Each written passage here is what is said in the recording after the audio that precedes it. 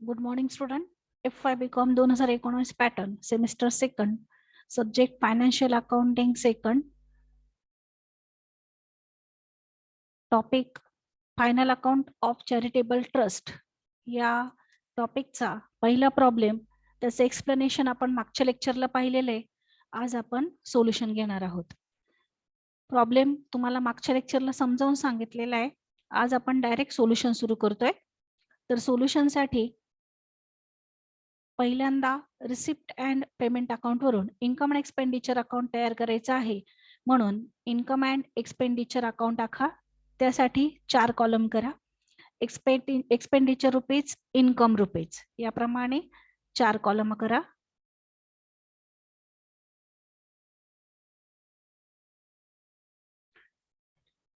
बघा, प्रॉब्लेम मध्ये दिलेले जे रिसिप्ट अँड पेमेंट अकाउंट आहे त्याच्या पोस्टिंग पासून आपण सुरुवात करणार आहोत.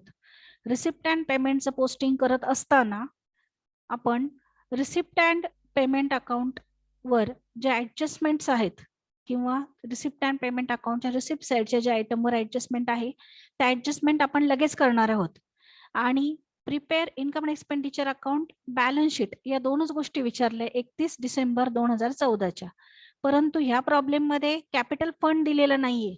म्हणून आपण 1/1/2014चं म्हणजे ओपनिंगचं बॅलन्स शीट देखील आखणार आहोत वर्किंग नोट म्हणून. कारण की जर कॅपिटल फंड नसेल तर आपलं फायनल बॅलन्स शीट टॅली होणार नाही. म्हणून कॅपिटल फंड शोधण्यासाठी आपण 1/1/2014चं एक ओपनिंग बॅलन्स शीट देखील आखणार आहोत.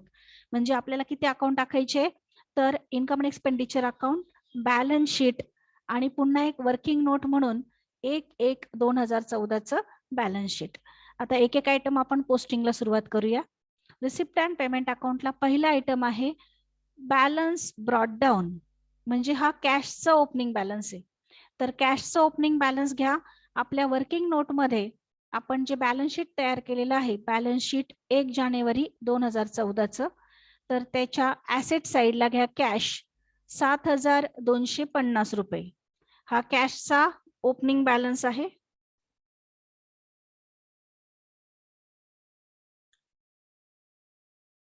कॅशचा ओपनिंग बॅलन्स आपण बॅलन्स शीटला घेतला 1 जानेवारी 2014च्या 7,250 रुपये. त्यानंतर रिसिप्ट साइडला पुढचा आयटम आहे सबस्क्रिप्शन. सबस्क्रिप्शन म्हणजे वर्गणी 81,750 रुपये. त्यावर 4 ऍडजस्टमेंट्स आहेत. एक सबस्क्रिप्शन आउटस्टँडिंग आहे ओपनिंग आणि क्लोजिंगची. त्यानंतर सबस्क्रिप्शन रिसिव्हड इन ऍडव्हान्स, त्यालाच आपण प्री रिसिव्ह असं देखील म्हणतो, ती देखील आहे ओपनिंग आणि क्लोजिंगची. त्यामुळे 4 ऍडजस्टमेंट आहे. मग सबस्क्रिप्शन आपण इन्कम अँड एक्सपेंडिचर अकाउंटच्या क्रेडिट साइडला म्हणजे इन्कम साइडला इनरला घेणार आहोत. मग घ्या बाय सबस्क्रिप्शन 81,750 रुपये इनर कॉलमला. आता जी सबस्क्रिप्शन रिसिव्हड इन ऍडव्हान्स आहे ओपनिंगची, म्हणजे ती मागच्या वर्षाची आहे थोडक्यात, म्हणून ती आपण काय करणार आहोत, ऍड करणार आहोत. आणि जी आउटस्टँडिंग आहे मागच्या वर्षीची ती लेस करणार आहे. म्हणजे थोडक्यात जो ओपनिंग बॅलन्स आहे सबस्क्रिप्शनचा, जो आउटस्टँडिंगचा ओपनिंग आहे तो लेस होईल आणि जो रिसिव्हड इन ऍडव्हान्स आहे ओपनिंगचा तो काय होईल, ऍड होईल. रिसिव्हड इन ऍडव्हान्स ऍड करायचा आणि आउटस्टँडिंग काय करायचं, लेस करायचा. मग ह्या सबस्क्रिप्शन इनर कॉलमला आपण घेतली 81,750 रुपये. ऍड ऍडव्हान्स हा ओपनिंगचा आहे म्हणजे मागच्या वर्षीचा आहे, म्हणून त्याला 2013 टाकलं कंसामध्ये. 1,750 लेस आउटस्टँडिंग 2013ची म्हणजे ओपनिंगची 3,750 लेस करायचंय म्हणून ब्रॅकेट टाकलंय. तुम्ही डायरेक्ट मायनसचं चिन्ह केलं तरी चालेल. त्यानंतर क्लोजिंगचे जे आउटस्टँडिंग आहेत ते आपण ऍड करणार आहोत. ऍड आउटस्टँडिंग कंसात 2014 लिहा 2,500 रुपये. लेस ऍडव्हान्स रिसिव्हड इन ऍडव्हान्स पुढच्या वर्षीची ह्या वर्षी मिळाली आपल्याला, पुढचं वर्ष 2015 आहे म्हणून कंसात 2015 लिहिले 1,000. म्हणजे आपण ओपनिंगचे रिसिव्हड इन ऍडव्हान्स ऍड करणार आणि क्लोजिंगचे रिसिव्हड इन ऍडव्हान्स लेस करणार. ओपनिंगचे आउटस्टँडिंग लेस करणार, क्लोजिंगचे आउटस्टँडिंग ऍड करणार. कॅल्क्युलेशन करून आउटरला येत आहेत 81,250 रुपये. आउटरला 81,250 रुपये. आता याचा सेकंड इफेक्ट कुठे जाईल, तर जे ओपनिंगचे ऍडव्हान्स मिळालेले आहेत तर त्याचा इफेक्ट, सेकंड इफेक्ट जो आहे तो येणार नाही, परंतु क्लोजिंगचे जे आउटस्टँडिंग आहे आणि ओपनिंगचे आउटस्टँडिंग याचा इफेक्ट मात्र येईल. ओपनिंगचे आउटस्टँडिंग बॅलन्स शीटला दाखवावे लागतील ओपनिंगच्या, क्लोजिंगचे आउटस्टँडिंग क्लोजिंगच्या बॅलन्स शीटला दाखवावे लागतील, आणि जे रिसिव्ड इन ऍडव्हान्स आहे ते चालू वर्षीचं देणं असतं म्हणून ते बॅलन्स शीटच्या लायबिलिटी साईडला दाखवायचे. मग आधी आपण ओपनिंगचा इफेक्ट देऊ. ओपनिंगच्या बॅलन्स शीटला या. ओपनिंगच्या बॅलन्स शीटला ऍसेट साईडला घ्या. आउटस्टँडिंग सबस्क्रिप्शन 3,750 ही ओपनिंगची आहे बघा, 3,750. त्यानंतर जी ऍडव्हान्स मध्ये मिळालेली आहे 1,750 ती आपण लायबिलिटीला घेणार. ऍडव्हान्स सबस्क्रिप्शन 1,750 हे दोन्ही पण ओपनिंगचे होते. ओपनिंगचे आउटस्टँडिंग सबस्क्रिप्शन आपण ऍसेटला दाखवली आणि रिसिव्ड इन ऍडव्हान्स लायबिलिटी साईडला दाखवले ओपनिंगच्या बॅलन्स शीटला. आता जे क्लोजिंगचे आहेत ते क्लोजिंगच्या बॅलन्स शीटला दाखवा. क्लोजिंगच्या बॅलन्स शीटला ऍसेट साईडला आउटस्टँडिंग सबस्क्रिप्शन 2,500 आणि ऍडव्हान्स सबस्क्रिप्शन किंवा रिसिव्ड इन ऍडव्हान्स सबस्क्रिप्शन 1,000. क्लोजिंगचे आउटस्टँडिंग आणि क्लोजिंगचे रिसिव्ड इन ऍडव्हान्स क्लोजिंगच्या बॅलन्स शीटला दाखवले 31 डिसेंबर 2014च्या बॅलन्स शीटला. फर्स्ट आपण सबस्क्रिप्शनचं पोस्टिंग केलं आणि त्याचे सेकंड इफेक्ट पण दिले. त्यानंतर पुढचा आयटम आहे रिसिप्ट अँड पेमेंट अकाउंटला डोनेशन. डोनेशनवर ऍडजस्टमेंट आहे का चेक करून घ्यायची. कोणतीही ऍडजस्टमेंट नाहीये, त्यामुळे डायरेक्ट इन्कम साईडला घ्या. बाय डोनेशन आउटरला 3,000 रुपये. त्यानंतर ग्रँट फ्रॉम गव्हर्नमेंट यावर पण कोणतीही ऍडजस्टमेंट नाहीये, त्यामुळे डायरेक्ट आउटरला घ्या. सेल ऑफ न्यूजपेपर यावर पण ऍडजस्टमेंट नाहीये. हे दोन्ही आयटम आपण इन्कम अँड एक्सपेंडिचरच्या क्रेडिट साईडला म्हणजे इन्कम साईडला डायरेक्ट आउटरला घेऊया. बाय ग्रँट फ्रॉम गव्हर्नमेंट 15,000 रुपये. त्यानंतर बाय सेल ऑफ न्यूजपेपर 300. त्यानंतर पुढचा आयटम आहे प्रोसीड ऑफ चॅरिटी शो 16,500. त्यावर पण ऍडजस्टमेंट नाहीये. इंटरेस्ट ऑन इन्व्हेस्टमेंटवर पण ऍडजस्टमेंट नाहीये. सन्ड्री इन्कमवर पण ऍडजस्टमेंट नाहीये. सबस्क्रिप्शन सोडून बाकी कशावरही ऍडजस्टमेंट नाहीये, त्यामुळे सर्व आयटम आपण डायरेक्ट आउटरला पोस्टिंग केले. By proceed of charity show 16,500, by interest on investment 7,000 आणि बाय सन्ड्री इन्कम 400. या पद्धतीने आपण रिसिप्ट साइड पूर्ण पोस्टिंग केलेली आहे. ओपनिंग बॅलन्स जो होता तो ओपनिंग बॅलन्स शीटला टाकला. सबस्क्रिप्शनवर 4 ऍडजस्टमेंट होत्या. ओपनिंगची आउटस्टँडिंग, ओपनिंगची रिसिव्ड इन ऍडव्हान्स, क्लोजिंगची आउटस्टँडिंग, क्लोजिंगची रिसिव्ड इन ऍडव्हान्स, त्यांचा आपण प्लस मायनस करून सेकंड इफेक्ट ओपनिंगच्या बॅलन्स शीटला आणि क्लोजिंगच्या बॅलन्स शीटला दिलेला आहे. मग रिसिप्ट साइड पूर्णपणे पोस्टिंग झालेली आहे. आता पेमेंट साइड. पेमेंट साइडला फर्स्ट आयटम आहे सॅलरी आणि सॅलरीवर आउटस्टँडिंगची ऍडजस्टमेंट आहे. ओपनिंगची आउटस्टँडिंग आहे 1,200, क्लोजिंगची आहे 1,800. मग इन्कम अँड एक्सपेंडिचरच्या डेबिट साइडला आता या टू सॅलरी, इनर कॉलमला घ्या 12,500. ओपनिंगची आपण लेस करणार, क्लोजिंगची ऍड करणार. लेस आउटस्टँडिंग सॅलरी कंसात 2013 म्हटले कारण ही ओपनिंगची म्हणून. लेस करा 1,200 रुपये. लेस करा किंवा कंसात टाकले तरी त्याचा अर्थ लेस असा होतो. ऍड आउटस्टँडिंग, क्लोजिंगचे आउटस्टँडिंग आहे म्हणून 2014 वर्ष टाकले 1,800 रुपये. प्लस मायनस करून आउटरला 13,100 रुपये. आता जी ओपनिंगची आउटस्टँडिंग सॅलरी आहे ती ओपनिंगच्या बॅलन्स शीटला लायबिलिटीला जाईल, कारण की खर्च आउटस्टँडिंग असेल तर त्याचा इफेक्ट लायबिलिटीला येतो. आपण सबस्क्रिप्शनचा ऍसेटला का दाखवला, कारण की तो इन्कम होता, परंतु सॅलरी काय आहे, खर्च आहे, त्यामुळे याचा इफेक्ट कुठे जाईल तर लायबिलिटीला जाईल. मग ओपनिंगचा आउटस्टँडिंग 1,200 रुपये ओपनिंगच्या बॅलन्स शीटच्या लायबिलिटी साईडला आणि क्लोजिंगचा आउटस्टँडिंग सॅलरी क्लोजिंगच्या बॅलन्स शीटला लायबिलिटी साईडला. मग बॅलन्स शीटला या. बॅलन्स शीटला लायबिलिटी साईडला आउटस्टँडिंग सॅलरी क्लोजिंगची 1,800 रुपये आणि ओपनिंगची आउटस्टँडिंग सॅलरी ओपनिंगच्या बॅलन्स शीटला 1,200 रुपये. सॅलरीचं पोस्टिंग झालेलं आहे. त्यानंतर नेक्स्ट आयटम आहे स्टेशनरी 1,700 रुपये. स्टेशनरीवर पण ऍडजस्टमेंट आहे. स्टॉक दिलेला आहे स्टेशनरीचा 2250 ओपनिंगचा स्टॉक आहे आणि क्लोजिंगचा 700 रुपये आहे. मग स्टेशनरी पण इनर कॉलमला घ्या डेबिटला. टू स्टेशनरी 1700 रुपये. त्यामध्ये जो ओपनिंगचा स्टॉक आहे तो ऍड होईल आणि क्लोजिंगचा स्टॉक लेस होईल. ऍड स्टेशनरी 2013 किंवा ऍड स्टॉक ओपनिंग स्टॉक म्हटलं किंवा ऍड स्टॉक ऑफ स्टेशनरी कंसात 2013 म्हटलं तरी चालेल. 2250 आणि लेस स्टॉक ऑफ स्टेशनरी कंसात 2014 700. 1700 मध्ये 2250 ऍड करा आणि 700 रुपये लेस करा. आउटरला 3250 रुपये. आता हा स्टॉक आहे म्हणजे ऍसेट आहे, म्हणून ओपनिंगचा जो स्टॉक आहे त्याचा इफेक्ट ओपनिंगच्या बॅलन्स शीटच्या ऍसेटला आणि क्लोजिंगचा जो स्टॉक आहे त्याचा इफेक्ट क्लोजिंगच्या बॅलन्स शीटच्या ऍसेट साईडला द्या.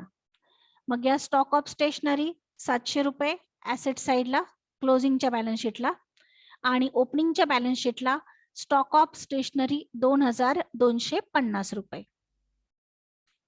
त्यानंतर नेक्स्ट आयटम आहे इलेक्ट्रिसिटी चार्जेस. इलेक्ट्रिसिटी चार्जेसवर आउटस्टँडिंगचे ऍडजस्टमेंट आहे, परंतु ओपनिंगचे नाहीये, फक्त क्लोजिंगचे. त्यामुळे क्लोजिंगचे काय होणार, ऍड होणार आणि सेकंड इफेक्ट क्लोजिंगच्या बॅलन्स शीटला जाणार.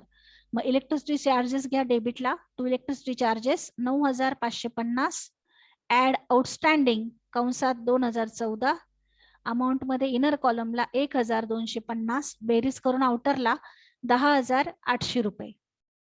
आणि हे आउटस्टँडिंगचा सेकंड इफेक्ट जाईल बॅलन्स शीटच्या लायबिलिटी साइडला. इलेक्ट्रिसिटी चार्जेस आउटस्टँडिंग 1250 रुपये. त्यानंतर नेक्स्ट आयटम आहे इन्शुरन्स. इन्शुरन्सवर ऍडजस्टमेंट आहे प्रीपेडची. Prepaid insurance. प्रीपेड आपल्याला नेहमी माहिती आहे की प्रीपेड आपण लेस करत असतो. मग क्लोजिंगचा लेस होत असेल तर ओपनिंगचा काय होणार, ऍड होणार. म्हणून ओपनिंगचा प्रीपेड ऍड करायचा, क्लोजिंगचा लेस करायचा आणि दोन्हींचा पण सेकंड इफेक्ट ओपनिंगच्या बॅलन्स शीटला ओपनिंगचा इफेक्ट जाईल, क्लोजिंगच्या बॅलन्स शीटला क्लोजिंगचा इफेक्ट जाईल. मग पुढचा आयटम घ्या इन्शुरन्स. इनर कॉलमला 7500 रुपये ऍड प्रीपेड 2013 चे 700 रुपये लेस प्रीपेड 2014 चे 300 रुपये. 7500 मध्ये 700 ऍड करा आणि 300 लेस करा. आउटरला येतील 7900 रुपये. त्याचा सेकंड इफेक्ट द्या. 13 चे जे प्रीपेड आहेत ते ओपनिंग बॅलन्स शीटला ऍसेट साइडला. इन्शुरन्स प्रीपेड 700 आणि 14 चे जे आहेत 300 रुपये ते क्लोजिंगच्या बॅलन्स शीटला इन्शुरन्स प्रीपेड 300 ऍसेट साइडला. त्यानंतर पुढचा आयटम रिसिप्ट अँड पेमेंट अकाउंटचा इक्विपमेंट. इक्विपमेंट हे इक्विपमेंट जे आहे ती ऍसेट आहे आपली, त्याची आपल्याला कॅल्क्युलेशन करायचे डेप्रिसिएशनचं. मग बघा इक्विपमेंट जे आहेत ओपनिंगचे इक्विपमेंट किती होते 25,600 रुपये. त्यामध्ये हे 30,000 आपण ऍड करणार आणि क्लोजिंगचा बॅलन्स किती आहे 50,200 हा आपण लेस करणार. त्यावरून डेप्रिसिएशन कॅल्क्युलेट करणार आहोत. त्यासाठी एक वर्किंग नोट द्या. Working note depreciation is equal to opening value of asset plus purchases during the year less closing value. आधी आपण इक्विपमेंटचं कॅल्क्युलेशन करूया. 25,600 opening balance plus purchases 30,000 minus closing balance 50,200 म्हणजे डेप्रिसिएशन आलं 5,400 रुपये. त्यानंतर बिल्डिंगचं कॅल्क्युलेशन करा. बिल्डिंगचं ओपनिंग बॅलन्स आहे 1,20,000 परचेसेस नाहीये म्हणून प्लस नील आणि क्लोजिंग बॅलन्स आहे 1,14,000 तो वजा करा म्हणजे डेप्रिसिएशन आलं 6,000 रुपये. मग डेप्रिसिएशनचा इफेक्ट आपण इन्कम अँड एक्सपेंडिचरच्या डेबिट साइडला देणार आहोत. मग इन्कम अँड एक्सपेंडिचरच्या डेबिट साइडला घ्या. टू डेप्रिसिएशन ऑन डॅश करून खालच्या ओळीवर इक्विपमेंट 5,400 इनर कॉलमला, बिल्डिंग 6,000 इनर कॉलमला, दोन्हींची टोटल आउटरला 11,400 रुपये. आता जो क्लोजिंगचा बॅलन्स आहे इक्विपमेंटचा आणि ओपनिंगचा जो बॅलन्स आहे तो आपण दाखवणार आहोत बॅलन्स शीटला. मग बघा इक्विपमेंट ओपनिंगचा बॅलन्स आहे 25,600 आणि बिल्डिंगचा ओपनिंगचा बॅलन्स आहे 1,20,000. हा ओपनिंगचा बॅलन्स ओपनिंगच्या बॅलन्स शीटला घ्या.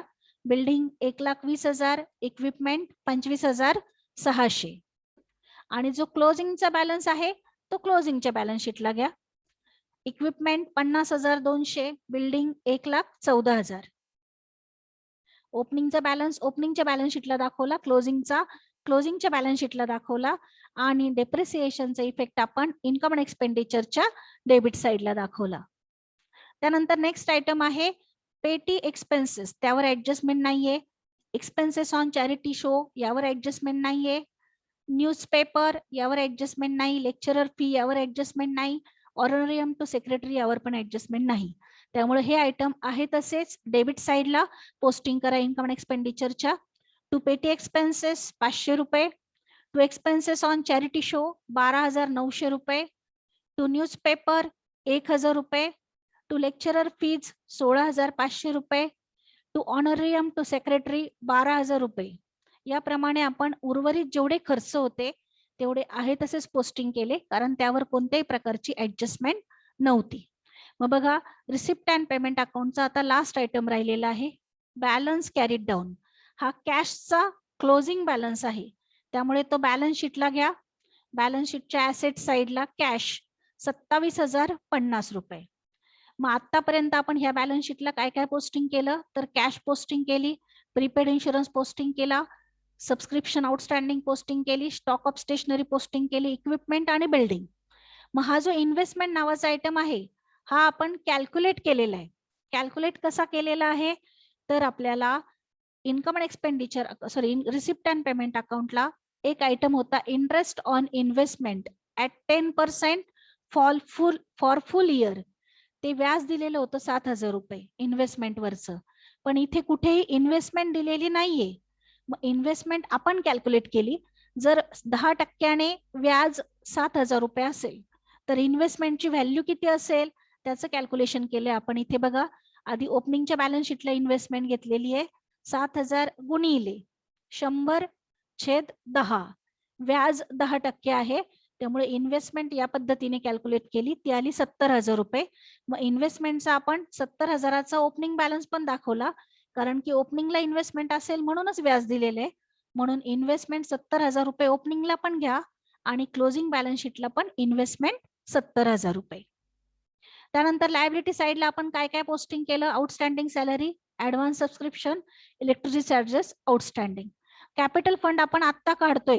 कॅपिटल फंड कसा काढायचा, तर आपण ओपनिंग बॅलन्स शीट तयार केलं होतं, त्याला ऍसेट्स पोस्टिंग केल्या, लायबिलिटी पोस्टिंग केल्या. ऍसेटची टोटल केली 2,29,550, ती लायबिलिटीला मांडली 2,29,550. त्यातून 2 लायबिलिटीज वजा केल्या, आउटस्टँडिंग सॅलरी आणि ऍडव्हान्स सबस्क्रिप्शन. वजा करून बॅलन्सिंग फिगर जी आली ती आलेली आहे कॅपिटल फंड, कंसात म्हणा बॅलन्सिंग फिगर 2,26,600. हा कॅपिटल फंड आपण बॅलन्स शीटला घेणार इनर कॉलमला 2,26,600. त्यानंतर रिसिप्ट अँड पेमेंट अकाउंट वरून तयार केलेलं इन्कम अँड एक्सपेंडिचर अकाउंट आपण क्लोज करणार. त्याची टोटल आलेली आहे 1,23,450 क्रेडिट साइडची, ती डेबिटला मांडली 1,23,450. त्यातून डेबिट साइड वजा केली आणि बॅलन्स काढला, त्याला म्हणायचं to surplus 34,100. To surplus carried down 34,100. हा सरप्लस आपण ऍड केलेला आहे कॅपिटल फंड मध्ये. Add surplus 34,100. मग कॅपिटल फंडची आउटरला टोटल आली 2,60,700 आणि लास्टला जे 31 डिसेंबर 2014चं बॅलन्स शीट आहे ते टॅली केलेलं आहे. त्याच्या दोन्ही साईड टॅली झालेल्या आहे 2,64,750 ला. याप्रमाणे आपण आपला चॅरिटेबल ट्रस्टचा फायनल अकाउंटचा पहिला प्रॉब्लेम एकता वुमन्स वेलफेअर क्लबचा कंप्लीट केलेला आहे. हे receipt and payment account problem मध्ये दिलेलं, ही ऍडिशनल इन्फॉर्मेशन. त्यावरून आपण तयार केलेलं हे इन्कम अँड एक्सपेंडिचर अकाउंट, हे बॅलन्स शीट, ही डेप्रिसिएशनची वर्किंग नोट आणि ओपनिंग बॅलन्स शीट आपण कशासाठी तयार केलं होतं, तर कॅपिटल फंड शोधण्यासाठी. जर balance sheet capital fund problem मध्ये दिलेला असता तर आपल्याला हे बॅलन्स शीट तयार करावं लागलं नसतं. तर या पद्धतीने आपला हा जो पहिला प्रॉब्लेम आहे एकता वुमन्स वेलफेअर क्लबचा, तो या ठिकाणी कंप्लीट झालेला आहे. थँक्यू.